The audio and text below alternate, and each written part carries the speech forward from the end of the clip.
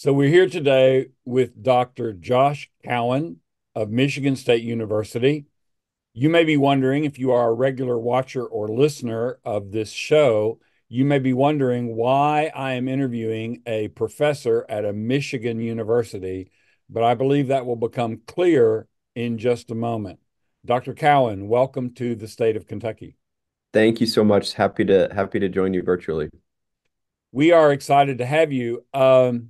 So you are an education expert. You have done evaluations of programs. You have led a policy group about education, but specifically, you have a book coming out that I think it really applies to our state. What is that book? That book is called The Privateers: How Billionaires Created a Culture War and Sold School Vouchers. And it's coming out from Harvard University Press in September. And basically, it tells the story of how a small group of fairly wealthy conservative funders sort of decided that 30 years ago, we needed school vouchers across the country and created a pathway to do that both through the courts, through legislation, and then through think tanks that kind of created a motivation and created data and analysis to kind of make the case for these things. And really the take home point though is why we are having this conversation today, why states like Kentucky, states like Tennessee, Texas, Arkansas, Georgia, Pennsylvania, states all over the country in the last 18 months have had to deal with these things in their legislatures. It's not a grassroots parent movement. It is and always has been driven by nationally focused groups that have decided this is the key policy priority for them. And of course, the reason that we're interviewing you here is that we have a constitutional amendment on our ballot this November to allow funding of charter schools. And of course, once if that passes, then vouchers will certainly be right behind. Yeah, I was fascinated in reading about your book, which, by the way, I'm going to pre-order. Uh, great. I was Appreciate it. fascinated reading about your book that you use the phrase evidence-based. Yeah. And one of the things that continually comes up in the discussion of charter schools is that there is evidence that they work really well and that they help with educational equity and income inequality and all these things. And yet it seems from the pre-publication blurb about your book that you didn't find that to be true. Can you tell us more about that? Well, it's important to draw a big distinction here, because you correctly pointed out that some of the issues facing Kentucky voters this fall will concern both charter schools and also school vouchers, and they're a bit different. So, charter schools are publicly run schools, in the sense they follow the same rules for the most part as traditional public districts, but they're independently operated. So they're not operated by you. You might have a standalone school that is its own entity. Um, but they are public schools. The voucher system, and really this is what the target of these groups is using public dollars to offset private school tuition. Mhm. And that's the end goal for most of these groups. And the reason it's important to draw that distinction isn't just because they're very, very different, because one is public school, albeit independently managed, and then that's the charter schools. And then the voucher side is using taxpayer dollars to fund K-12 tuition. Um, there's mixed evidence on charters. So where charters seem to work are where they are in usually large districts, very, very large districts, where the public schools have struggled. Like no one's saying every public district has hit it out of the park every time, and have there's lots of historic struggle around the issue of equality, both financial and race related. So there's been some charter schools that have been pretty decent in some urban environments, especially where there's strong oversight and accountability, and where those charter schools have to follow the same rules that their other public counterparts have to. On the other hand, for vouchers, for taxpayer-funded private school tuition, especially over the last decade, the results are just absolutely dreadful. Kids who move from public to private school suffer some of the worst declines in academic outcomes we've ever seen in the education research record. And those are just the 25% or so who kids who actually do move from public to private. The vast majority of voucher users have already been in private school Hmm. before getting that taxpayer bailout for tuition. And that's really important because you're going to hear over the next few months, folks listening to this conversation, you're going to hear a lot of proponents of this constitutional amendment saying we need to change Kentucky's constitution to allow taxpayer dollars to offset private school tuition to provide hope and opportunity and scholarships for kids in Kentucky who are trapped in failing schools. That's what they say in Kentucky, in Tennessee, everywhere where they try to push these things. And the reality is most voucher users are already in private school to begin with. And really what this is it's essentially a tuition forgiveness system that's being pitched to Kentucky voters as a new opportunity for their kids and families. One of the issues you mentioned large urban districts, and of course we have in Kentucky we have the Louisville slash Jefferson County system, Jefferson County Public Schools, widely known as JCPS. Yeah. And there are some interesting contrasts within that school system. I live in that school system. My children went to that school system. And on the one hand, you have a school like, say, Manual that usually has about 30 merit scholars a year. Yeah. And then you have other schools where obviously students are struggling and it's a real, issue. And yet the state legislature what they want to do is split up JCPS completely because they don't like the teachers union. Right. But they use the excuse of, well, it's going to be better for all these black children who live in the west end of Louisville. And it sounds like what you're saying is that is really a talking point only and is not necessarily backed up by any evidence. So here's what you have to remember about these voucher schemes that are going to get pitched here to Kentucky voters this fall. When it comes to vouchers, it's not actually school choice, it's the school's choice. What do I mean by that? What I mean by that is none of the voucher systems that have passed other state legislatures, which would happen if the constitutional amendment does pass in Kentucky, none of them require private schools to take any of the children just who are publicly funded to change their admissions practices, to Mhm. keep kids they do admit. They can get rid of them for any reason whatsoever and call it their school's mission or values. Uh, one thing I'll say, I started my career at the University of Kentucky, so I spent a Mm. number of years earlier in my career in Lexington, and I think sometimes when voucher advocates push these bills, they for listeners that know the Lexington area, these voucher lobbyists will talk as if every kid's going to get a coupon to go to the Sayre School, or to Lexington Catholic. That's actually, and those are good schools. But that's not the typical school that takes voucher payments. It's usually a school that's financially distressed, barely hanging on. They will take whoever comes to the door for the most part because they need the money. And that's what actually is driving their awful results for kids when we actually look at who is allowed into these voucher schools from the public schools. What tends to happen is there's a big marketing campaign after these things pass. They try to get as many kids to leave public schools as they can. And again, only about a quarter of the users total of these voucher schemes are coming from public schools. Most are already in there. So it's true that maybe there's a couple of kids at the Sayre School or at the Lexington Catholic that might qualify for the voucher or might get the voucher, but they're already there. And that's why you see these things really mostly funding kids who are already there. And so it's really, really important to pay attention to kind of some of the marketing of this because what they'll tell you is that this is about providing hope and opportunity and new educational choices for kids who need them. And what's really going on is this is about tax breaks for families who are already in private school. The issue that I think some Kentucky voters may not be aware of is that the legislature, specifically the Republican conservative majority in the legislature, has been pushing for charter schools for some years, and in fact has passed legislation around both vouchers and charter Yeah. schools. and they've been struck down by the courts because our Constitution has a very strong piece of language that the funding can only go for the system of common schools. Yep. And of course, that goes all the way back to the Rose decision, which Yes. started the Kentucky Education Reform Act. Uh, and so what they want to do is ignore that. They want to change the Constitution, and they use the word notwithstanding, notwithstanding that that's in the Constitution, we want to do this anyway.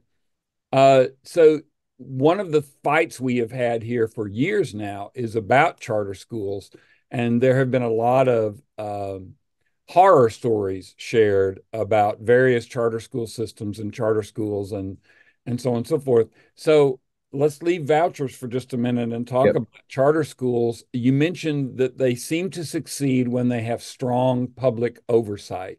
Yep.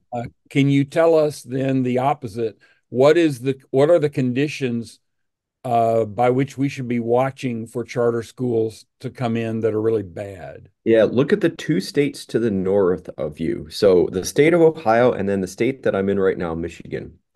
Michigan and Ohio have some of the largest, I think it's the top two largest proportions of charter schools run by for-profit companies.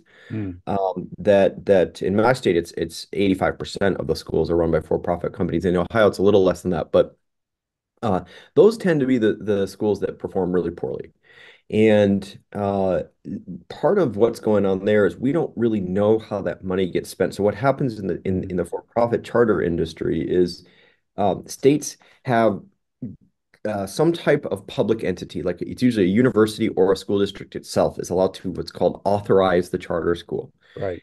And that's a little bit like a school board. It doesn't have the authority of a school board, but it's like a school board in the sense that it's a body of something in it, again, a district, a university, whatever. But then they contract out to a vendor to manage the day-to-day of the school, and that includes hiring the teachers. Now we know that by far the single most important factor in a kid's success within a school, whether it's public, whether it's private, is the teachers that work with them. Teachers are doing a lot of great work. But when you have that process uh, entirely outsourced to these firms that are trying to save money, make profit margins that are not available to taxpayers, by the way. No one really knows what the profit margin on those schools are. I mean, you Right. don't have to be to have an MBA from Stanford or something to know that most firms are going to try to maximize profit and minimize cost. And so what that means is in the states that we're able to even know what they're paying teachers next to nothing. They're scrimping on instructional services. The money they do spend on instructional services, often it's renting curriculum materials owned by the for-profit entity itself. So Hmm. what you have is the for-profit entity renting to the school and to the authorizer, the district or the university, its own materials. In my state, we're having a real problem where these for-profit organizations actually purchase the school buildings, old school buildings from districts that have had to consolidate, or they'll rent space in like old, I don't know if Kmart ever made it down to Kentucky. I can't remember when I was there, but old Kmart's, old strip malls that schools will rent space in, fix it up a little bit with some paint, and then they'll charge the authorizing district or university rent for their own property. And that's where they make a lot of the profit here. It's a pretty seedy set of circumstances that no one knows fully about.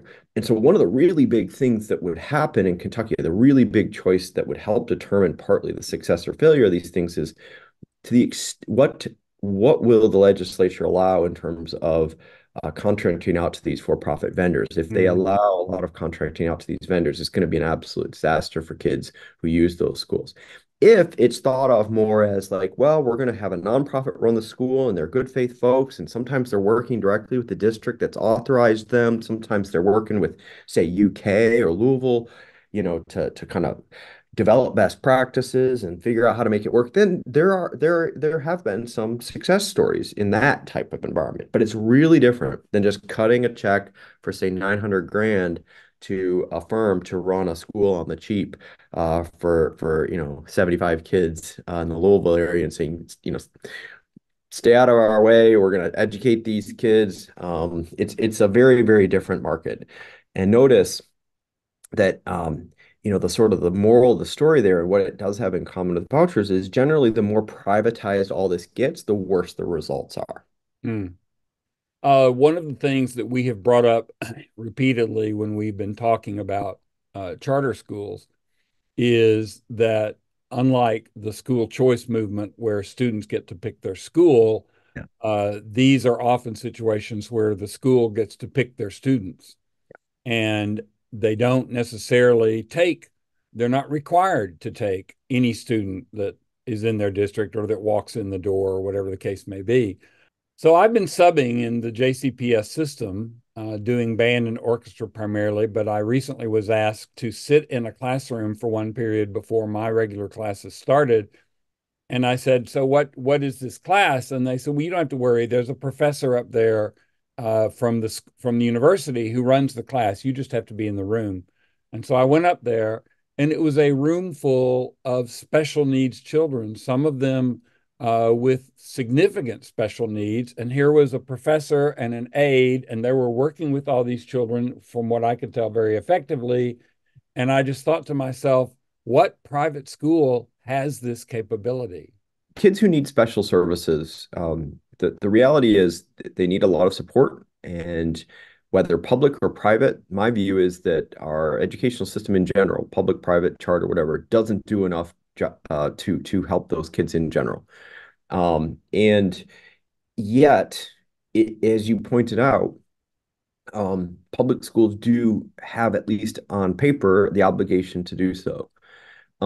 Whereas the private schools, especially, can completely turn them away and by simply saying, we don't offer those services. So without getting into the weeds of federal law when it comes to special students with special needs, the bottom line is every child under federal law is allowed to have, is due, is owed free and appropriate education is the phrase. And when and within the geographic residence that they live in, and that usually means the school district. So what happens when these voucher systems scale up? So I want to be clear here, and one of the reasons I'm sort of struggling with how to explain this is there are some pretty good programs that use a voucher type system specifically to underwrite the cost of special needs education for Mm, attending certain schools that really specialize in it.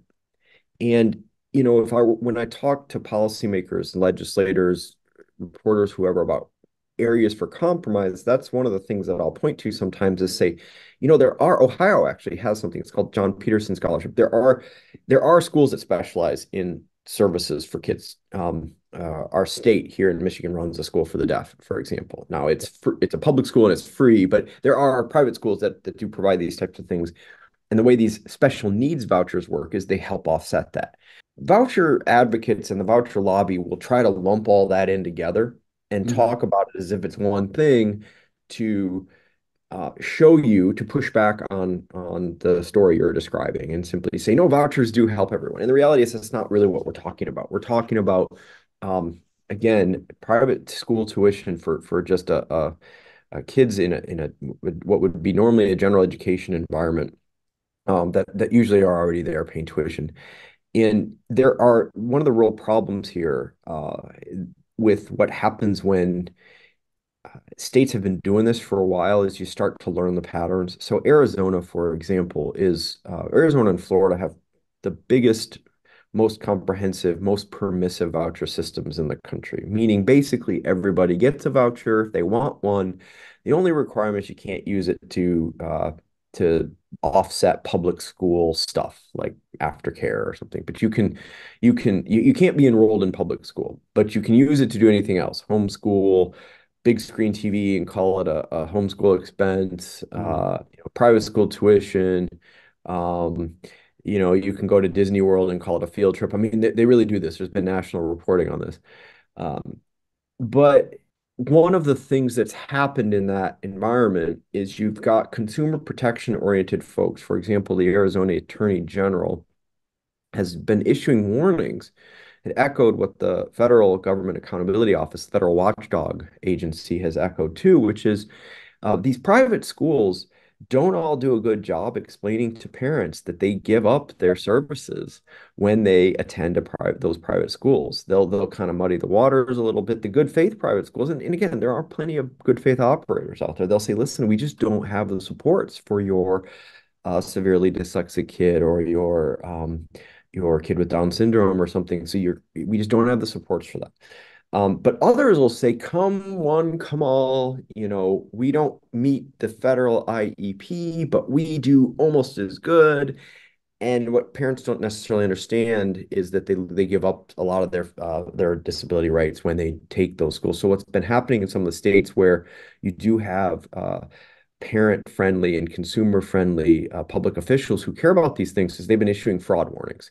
And they've been taking the logic of all of this to its important conclusion, which is, listen, okay, if we're talking about this market for consumers, and we're just going to say parents are like speculators on an open market, shopping around for the school they want, we're going to start to impose consumer protections into this space. And the most Wow. important of those consumer protections is these schools can lie to you and get your dollars, and then you are left without any recourse. And we need to do a better job warning parents about that. So I appreciate you bringing that up. So, are there states or even districts where they've gone down this path and realized that it's a bad path or and not working and have backed up? Are there places where they have said, no, we don't like this and we're going to undo it? This is the danger is once they get the foot in the door, these things almost always spread and they spread quickly and they eat up first public school budgets, so the money that can get spent on your public school system, and then other services too. The only state that's really repealed anything like this is Illinois, which in January allowed its voucher tax credit system to expire. The tax credit version of this was something that the voucher lobby tried to ram through your state Mhm. by taking it to the state Supreme Court. I believe it was at the end of 2022, and the court wasn't fooled. In an important ruling, they said, listen, and I can get into the weeds of what a tax credit version of this is, but basically they said a tax credit version of a voucher system has the same effect on public revenue as a voucher system itself, and so it's unconstitutional. But next door in West Virginia, for a very similar constitutional provision and a very similar tax credit, that Supreme Court said, okay, it's fine. And so the important piece here is, you know, one of the reasons they're doing this constitutional end around in your state is they're just not going to bother trying to deal with a court. They're going to try to kind of just go to voters and push these things through. Um, but the problem here is once it happens, except for that one state in Illinois, where the legislature just said no thanks, we're letting this thing expire. Mostly these things spread and they consume a bigger and bigger portion of taxpayer dollars as they do spread. When we had the tax credit discussion, I found that most of our readers and listeners did not really understand the difference between a deduction and a credit. Yeah. And Well, so I so, kept so doing articles about no, no, no, no. This is not like a charitable deduction. This is a give back. So And what happens in the tax credit version? This is what was in place in Illinois, or excuse me, in before your court there, and what got repealed in Illinois. And it's an important thing to sort of remind folks because we don't know exactly what the structure will look like if the constitutional amendment were to pass and then a new bill would go to the legislature. So it's important to be watchful for both of these. But the tax credit version is it allows particularly wealthy individuals, but technically anyone, but mostly it's corporations and wealthy folks like Betsy DeVos in my state, uh, to write a check for what they owe to the state instead to deposit it into a fund that spends voucher money on tuition, mostly again for kids who are already there. And then what the Supreme Court in Kentucky said was losing that, let's pretend Betsy DeVos lived in Kentucky, losing that source of tax revenue from Betsy DeVos, who's now putting what she owes Kentucky taxpayers into a voucher scheme, that has the same effect on the budget for the Commonwealth of Kentucky that just simply writing the same dollar amount check directly to tuition for those kids has. That your court found that that has the same effect on revenue. That's correct. That's, whether or not I spend $500 or I get $500 taken out of my paycheck, I'm $500 poorer at the end of the week is the way this works. And they have the same effect. So, I think a lot of times there's one of the tricks these folks use is to try to confuse the issue, as you mentioned, and to try to kind of make it seem everybody sounds like a tax credit. It sounds great. And there are some really great tax credits out there. For example, the child tax credit, Mhm. um, which allows families to help pay for their own childcare expenses. But it's really, really different than a tax credit that allows wealthy individuals to, and my guess is it would be allowing wealthy corporations in the state, in your case, to instead of paying into the general fund in Frankfurt, they're paying into a voucher fund that then cuts checks for parents who are already in private school. So, as we wrap this up, Yeah. um, if you were standing on the doorstep of a voter in Kentucky, what is your, elevator pitch about why they should vote against this amendment? Well, changing a state constitutional amendment is a radical step. And if you're going to take that radical step, it better be worth it. It better be worth it in terms of cost, and it better be worth it in terms of the outcomes you get for that cost. And for any of these schemes that we've talked about today, voucher schemes in particular, they're wildly expensive. They benefit mostly kids who are already in private school. Their parents are already spending the money to send those kids to private school. And for the few kids who do leave public to private school, their academics suffer wildly, and they suffer for years. All of that comes at a direct cost to taxpayers, and in the long run, disinvestment from Kentucky public schools. The state can't afford to pay for two systems of education. One, to offset tuition for, again, kids already in private school in Kentucky, and two, typical Kentucky public schools. It can't, in the long run, the state can't do it. And so, right now in your state, the constitutional prohibition against these schemes is the only thing keeping this from happening right now. Perhaps Governor Bashir will veto it, but my understanding is that there's a lot of authority the legislature has to override vetoes and things. So, the Constitution itself in the Commonwealth of Kentucky is the only thing that's protecting families from these schemes. And why would you ever want to take the radical step of removing that last protection from stopping this from happening? Excellent. Dr. Josh Cowen of Michigan State, author of The Privateers, which I will include a link in the description below so people Appreciate that. pre-order it if they want. Thank you so much for your time and for your insights. We may be in touch again, depending on how Sure, this all goes. sure. Stay safe, stay vigilant, everybody.